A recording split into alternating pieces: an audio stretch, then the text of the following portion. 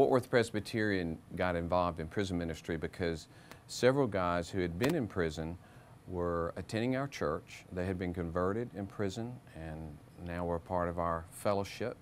A couple of people had done prison ministry before, and one fellow actually had worked in the jails, or was working in the jails, and he had an interest because of that. And so all of those things came together. We hired a fellow who was overseeing our mercy ministry, and he was a very good administrator, and he pulled it together and launched it.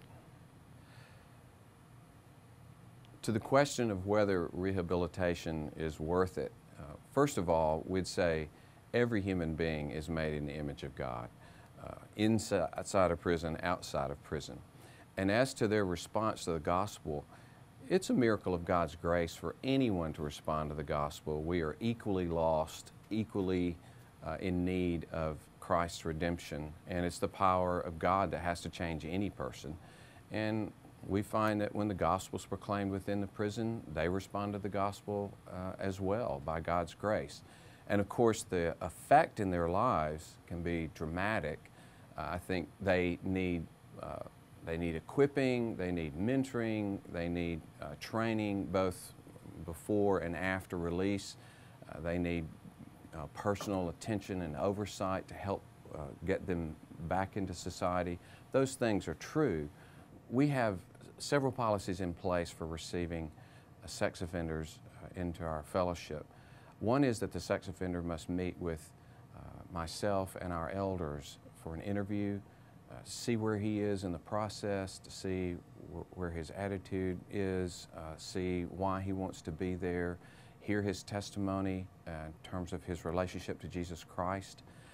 We give him shepherding care from the time he arrives. He's met at the door, sometimes at his car, and someone attends that person the whole time from beginning to end of his time at the church, certain areas of the church where he can't be. But we want him to feel accepted and loved by the congregation. We've also taught the families with children that we're going to be doing this, so that they're not shocked when they see an ankle monitor on a fella and find out what's going on there. We want them to, everybody on our end, to be receptive and loving and caring for this guy. So we're trying to protect people on both sides of this issue. So.